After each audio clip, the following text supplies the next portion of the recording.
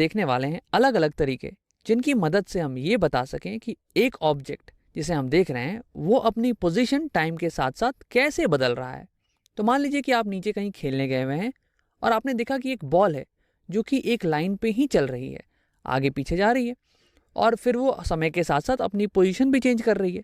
तो आपको अगर यही चीज़ अपने दोस्त को बताना पड़े तो आप कैसे बताइएगा? तो एक तो सिंपल सा तरीका है टेबल के ज़रिए। भाई हमने एक टेबल बना लिया उस बॉल का, तो ये टेबल ये दर्शाता है कि अलग अलग टाइम पे बॉल किस किस पोजीशन पे थी। जैसे कि टाइम 0 सेकंड पे बॉल 3 यूनिट की दूरी पे थी, 1 सेकंड पे बॉल 3 ही यूनिट की दूरी पे थी, 2 सेकंड पे बॉल -1 पे आ गई, 3 सेकंड पे 0, 4 सेकंड पे 0 और 5वें सेकंड पे 2 यूनिट। अब ये तो हो गया एक तरीका। अब इस तरीके में कुछ कुछ खामियां हैं, कुछ कुछ दिक्कतें हैं।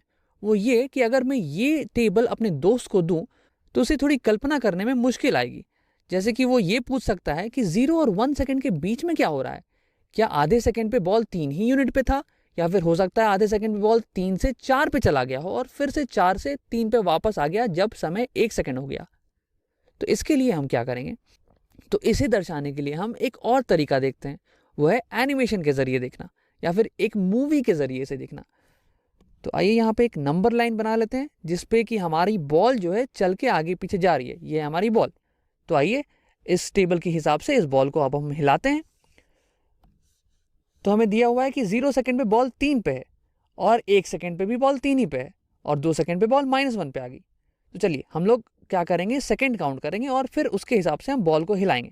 तो आइए ये करते हैं, 0 सेकंड एंड 1 सेकंड, फिर 2 सेकंड, फिर 3 सेकंड, फिर 4 सेकंड एंड 5 सेकंड। तो ऐसे जो बॉल है हमारी नंबर लाइन पे चली होगी। तो ये थोड़ा बहुत मददगार तरीका था, बट हमारे पास इससे भी एक सिंपल तरीका है, वो है ग्राफ्स का तरीका। तो आइए एक पोजीशन टाइम ग्राफ बनाते हैं।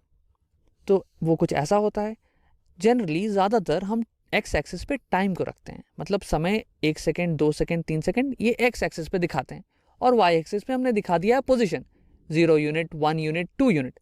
और इस टेबल की मदद से हम यहाँ पे पोजीशन प्लॉट करते हैं, पोजीशन को दर्शाते हैं।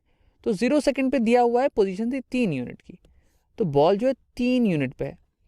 फिर 1 सेकंड पे बॉल फिर से 3 ही यूनिट पे है, तो ये 1 सेकंड पे बॉल 3 यूनिट पे आ गई।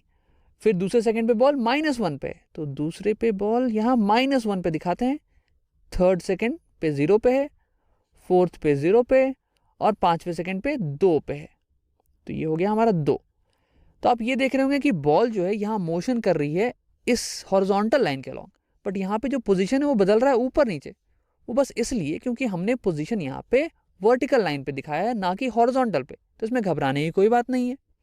तो आइए इन बिंदुओं को हम ज्वाइन कर देते हैं और इस ग्राफ को पूरा करते हैं। तो हमने जब मूवी बनाई थी तो हमने 0 सेकंड पे बॉल को 3 पे रखा था और 1 सेकंड पे भी बॉल को 3 ही पे रखा था। तो बॉल स्टेशनरी थी, बॉल ने अपनी पोजीशन बिल्कुल चेंज नहीं की थी। तो यहाँ भी उसको दर्शाने के लिए हम एक स्ट्रेट लाइन ड्रॉ कर देंगे। तो इसका मतलब ये हुआ कि अगर आप 1 सेकंड का छोटा सा छोटा हिस्सा भी लें, 1 मिली सेकेंड, 1 माइक्रो सेकेंड, तो भी बॉल जो है स्टेशनरी है, रेस्ट पे है, वो मूव नहीं कर रही है। तो वो हमने यहाँ दर्शा दिया। उसके बाद सेकंड पे बॉल जो है -1 पे आ गई है, 3 से -1 पे आ गई है। और अगर हम ये मानते हैं कि वो एक कांस्टेंट वेलोसिटी से, कांस्टेंट रफ्तार से 3 से -1 पे गई होगी, तो वो दिखाएंगे हम एक स्ट्रेट लाइन की मदद से। आपने ये कैलकुलस में पढ़ा होगा, और अगर नहीं पढ़ा तो कोई बात नहीं, ये हम आगे आपको बताएंगे। उसके बाद तीसरे सेकंड पे बॉल 0 यूनिट पे आ जाती है, और अगर हम मानते हैं कि वो कांस्टेंट वेलोसिटी से गई होगी तो एक स्ट्रेट लाइन आएगा ग्राफ में हमारा।